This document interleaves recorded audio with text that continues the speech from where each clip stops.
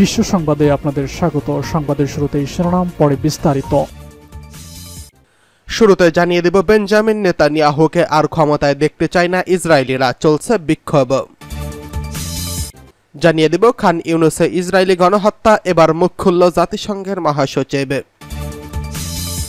এদিকে ৪৬,০০০ কোম্পানি বন্ধ, পতনের মুখে পড়েছে ইসরায়েল। সর্বশেষ জানিয়ে দেব, ইউক্রেন যুদ্ধ, গাজায় দানবিক বর্বরতা, পাশ্চাত্যের বিশ্বাসযোগ্যতা কোথায়? নেতানিয়াহুকে আর ক্ষমতায় দেখতে চায় না ইসরায়েলিরা।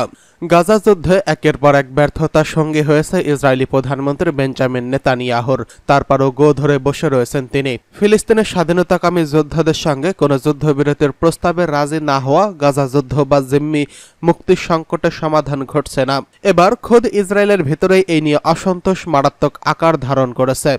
গাজা যুদ্ধ শুরু হওয়ার আগে থেকেই দেশের ভেতরে চাপে ছিল নেতানিয়াহু। গাজা যুদ্ধ শুরু হওয়ার পর ইসরায়েলি জনগণের নজরে কিছুদিনের জন্য সরিয়ে নিয়েছিলেন এবং সরিয়ে নিতে পেরেছিলেন তিনি। তবে সময় যত গড়িয়েছে, ইসরায়েলিরা বুঝতে পেরেছে নেতানিয়াহু তাদের সঙ্গে হটকারিতা করছে। তাই গেল ৭ই অক্টোবর ফিলিস্তিনি যোদ্ধাদের হামলা ঠেকাতে ব্যর্থ হওয়ার দায় নেতানিয়াহুর উপর চাপিয়েছে ইসরায়েলিরা। এক জরিপে এমন চিত্রই দেখা যাচ্ছে। টাইমস অফ ইসরায়েলের এক প্রতিবেদন জানিয়েছে, ৪২% ইসরায়েলি মনে করে ৭ই অক্টোবর ব্যর্থতার জন্য প্রধানমন্ত্রী নেতানিয়াহুকে পদত্যাগ করতে হবে। এর মধ্যে ৪৪% মনে করে নেতানিয়াহুকে অবিলম্বে পদত্যাগ করা দরকার, আর ২৮% মনে করে যুদ্ধ শেষ হলে তার পদত্যাগ করা উচিত। ওই জরিপে দেখা গেছে, যারা নিজেদের সরকারের সমর্থক হিসেবে মনে করেন তাদের মধ্যে ৫০% বিশ্বাস করে নেতানিয়াহু তার মেয়াদ শেষের আগেই পদ ছেড়ে দিতে হবে। ৪২% সমর্থক বলছেন তার মেয়াদের শেষ পর্যন্ত দেখা উচিত। এদিকে খান ইউনুসে ইসরায়েলি গণহত্যা, মুখ খুললেন জাতিসংঘের মহাসচিব।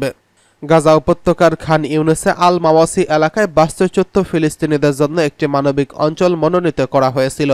তবে সেখানে শনিবার বিমান হামলার মাধ্যমে গণহত্যা চালিয়েছে ইসরায়েলি বাহিনী, যেখানে ৯০ জন নিহত এবং ৩ শতাধিক আহত রয়েছেন। খান ইউনুসের এই হত্যাকাণ্ড ও হতাহতের ঘটনায় রোববার ইসরায়েলি বিমান হামলার নিন্দা জানিয়েছে ইসরায়েলের জাতিসংঘের মহাসচিব অ্যান্তনিও গুতেরেসে।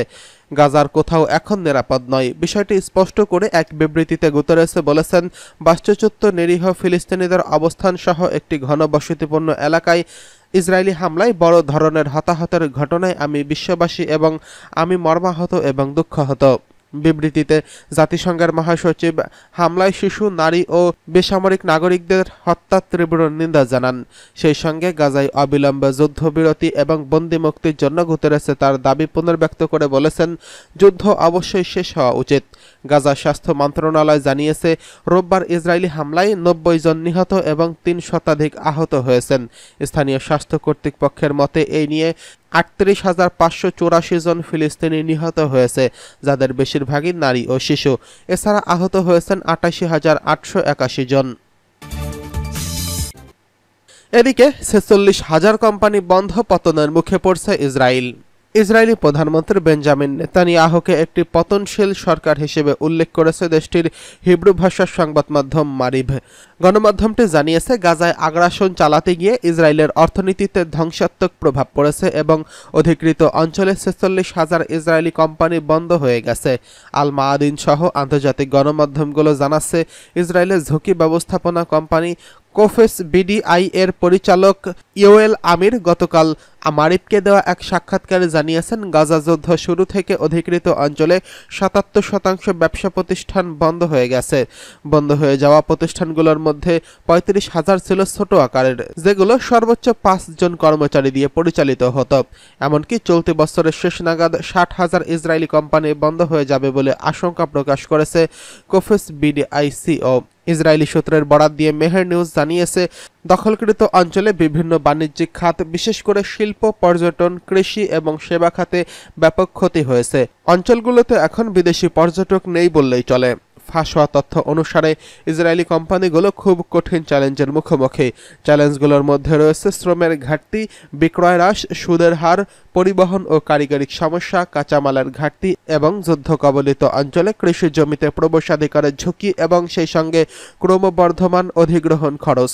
এদিকে ইসরায়েলি সংবাদ মাধ্যমের সূত্রে জানা গেছে, দখল করা ভূখণ্ডে লেবাননের সশস্ত্র গোষ্ঠী হিজবুল্লাহর রকেট ও ড্রোন হামলায় কয়েক ব্যবসাকে মারাত্মক ক্ষতিগ্রস্ত করেছে। এসব হামলার কারণে হাজার হাজার ইহুদি বসতি স্থাপনকারীদের তাদের সরিয়ে নিতে বাধ্য করা হয়েছে।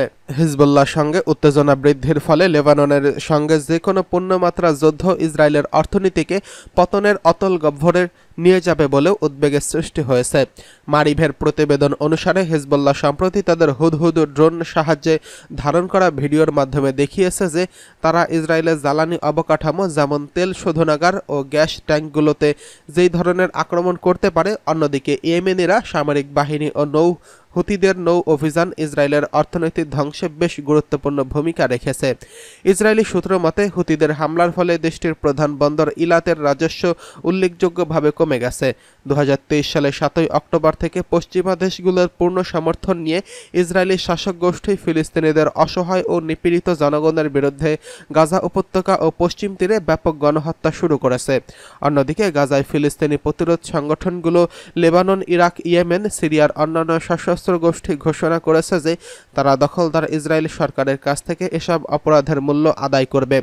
সর্বশেষ তথ্য অনুযায়ী গত বছরের 7 অক্টোবর থেকে গাজায় বর্বর ইসরায়েলি বাহিনীর আগ্রাসন শুরু হওয়ার পর থেকে এই পর্যন্ত 38,500-এরও বেশি ফিলিস্তিনি প্রাণ হারিয়েছেন এবং 88,000-এরও বেশি মানুষ আহত হয়েছেন, যার মধ্যে গত দুদিনেই হতাহত হয়েছেন 4 শতাধিক।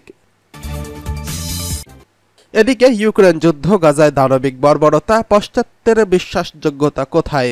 গাজার খান ইউনিসে আল মাওয়াসি এলাকায় ইসরায়েলি সেনাদের বর্বর বর্ষণে হতাহত হয়েছে 4 শতাধিকের বেশি ফিলিস্তিনি। ইউক্রেন ও গাজা যুদ্ধ বিশ্বের 2 প্রধান আলোচিত ইস্যু। গাজায় ইসরায়েলি অপরাধযোগ্য এবং নারী, শিশুসহ বেসামরিক ফিলিস্তিনিদের উপর নৃশংস হত্যাযজ্ঞ আর ইউক্রেনের সঙ্গে রাশিয়ার যুদ্ধ নিয়ে তুলনামূলক বক্তব্য আসছে ভার্চুয়াল ও ইন্টারনেট মাধ্যমে। উত্তর আটলান্টিক সামরিক জোট ইউক্রেনকে ন্যাটো জোটের সদস্য করার চেষ্টা করায় যুদ্ধ শুরু করে রাশিয়া ইউক্রেনের বিরুদ্ধে। ইউক্রেনের ন্যাটো সদস্য করার পদক্ষেপ ইউরোপীয় জোট ও রাশিয়ার মধ্যকার সমঝোতার খেলাপ। এই বিষয়টি ইউক্রেনের রুশ অভিযানের পথ খুলে দেয়। ইউক্রেনের যুদ্ধের দেশটির 20% অঞ্চলে সীমিত, কিন্তু ইহুদিবাদী ইসরায়েল গোটা ফিলিস্তিনকে দখল করে রেখেছে প্রায় 75 বছর ধরে। ইসরায়েল বছরের পর বছর ধরে ফিলিস্তিনিদের উপর চাপিয়ে দিয়ে আসছে অসম যুদ্ধ।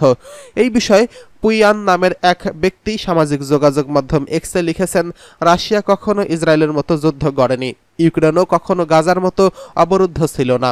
ন্যাটো ও পাশ্চাত্য যদি ইউক্রেনের প্রতি ব্যাপক সহায়তা না দিত তাহলে ইউক্রেনের প্রেসিডেন্ট প্রথম দিনে যুদ্ধ পরিত্যাগ করতেন। তাই দুয়ের তুলনা করা ঠিক হবে না। তবে তুলনা করুন, হামাসের রাজনৈতিক শাখার প্রধান ইসমাইল হানিয়ার পরিবারের শহীদ কয়েকজন হয়েছেন এবং জেলেনস্কির পরিবারে কজন নিহত হয়েছেন।